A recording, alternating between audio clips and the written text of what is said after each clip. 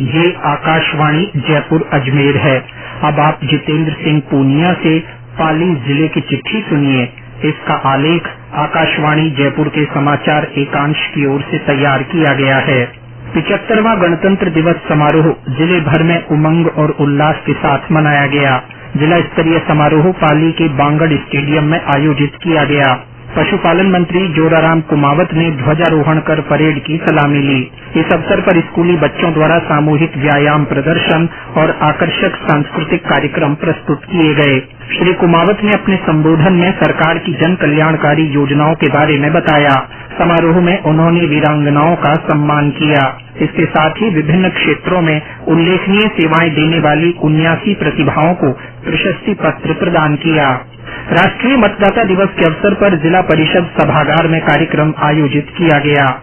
मतदान जैसा कुछ नहीं, मतदान जरूर करेंगे हम थीम के साथ ये समारोह मनाया गया। जिला कलेक्ट्रेट परिसर में हुए इस कार्यक्रम में संभागीय आयुक्त वंदना सिंघवी ने उपस्थित लोगों को मतदाता शपथ दिलवाई। कार्यक्रम में नव मतदाताओं को वोटर कार्ड वितरित किए गए। संभागीय आयुक्त ने विधानसभा चुनाव और संक्षिप्त पुनरीक्षण कार्यक्रम में उत्कृष्ट प्रदर्शन करने वाले चुनाव अधिकारियों और कार्मिकों को सम्मानित भी किया। राष्ट्रीय बालिका दिवस के अवसर पर पाली में आयोजित कार्यक्रम में बालिकाओं के साथ समानता का व्यवहार करने और उन्हें बेहतर मौके देने पर जोर दिया गया। जिले की बेटियां विभिन्न क्षेत्र में अपनी प्रतिभा के बूते आगे बढ़ रही हैं। अभिलाषा गौड़ ने अखिल भारतीय टेनिस चैंपियनशिप में सिंगल मुकाबले में रजत और डबल्स में स्वर्ण पदक हासिल किया।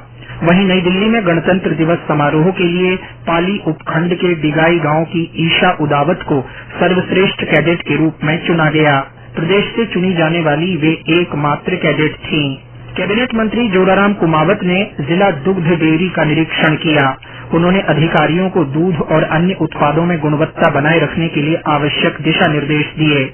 वहीं उन्होंने पिछले दिनों पाली में जन सुनवाई कर आम लोगों के अभाव अभियोग सुने और अधिकारियों को उनका निस्तारण करने के निर्देश दिए। विकसित भारत संकल्प यात्रा के तहत पाली जिले में शिविर आयोजित कर आम लोगों को केंद्र सरकार की जन कल्याणकारी योजनाओं का फायदा पहुंचाने के लिए पंजीकृत किया जा रहा है। इसके तहत संभागीय आयुक्त ने लोगों को विकसित भारत की शपथ दिलाई। वहीं कृषि विभाग की ओर से चोटीला ग्राम पंचायत में ड्रोन प्रदर्शन किया गया। इसके माध्यम से नैनो यूरिया छिड़काव की जानकारी दी गई। जिला कलेक्टर लक्ष्मी नारायण मंत्री ने जिले के बाली क्षेत्र की धानी ग्राम पंचायत में लगे शिविर का अवलोकन किया। पिछले दिनों जिले की देसूरी पंचायत समिति के नाडोल गांव में भी शिविर लगाया गया। वहीं लोग मेरी कहानी मेरी जुबानी श्रृंखला के तहत अपने अनुभव भी साझा कर रहे हैं। जिला कलेक्टर ने पिछले दिनों लोकसभा चुनाव की तैयारियों को लेकर बैठक की। बैठक में उन्होंने 100% मतदान के लिए अधिकारियों को आवश्यक दिशा निर्देश दिए। जिला कलेक्टर ने 8 जनवरी को अपना पदभार संभाला। उन्होंने पत्रकारों से बातचीत में कहा कि जिले में पानी की उचित आपूर्ति और चिकित्सा सुविधाओं के लिए वे प्राथमिकता से काम करेंगे। पिछले दिनों पाली में किसानों की अल्पकालीन फसली ऋण वितरित करने के लिए जिला कलेक्ट्रेट सभागार में बैठक आयोजित की गई।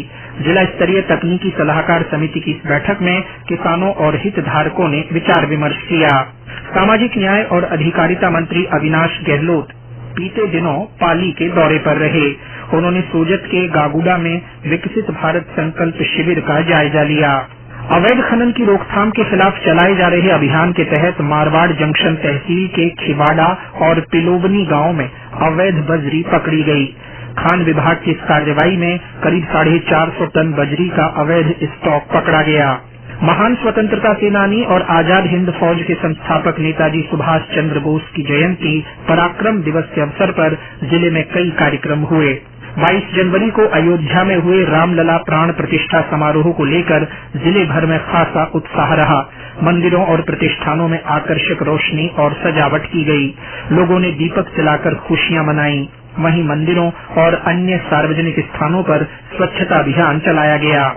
मकर संक्रांति का पर्व जिले में परंपरागत श्रद्धा भाव से मनाया गया। इस अवसर पर लोगों ने मंदिरों में दर्शन कर दान पुण्य और गौशालाओं में हरा चारा भी वितरित किया। इसके साथ ही पाली जिले की चिट्ठी समाप्त हुई।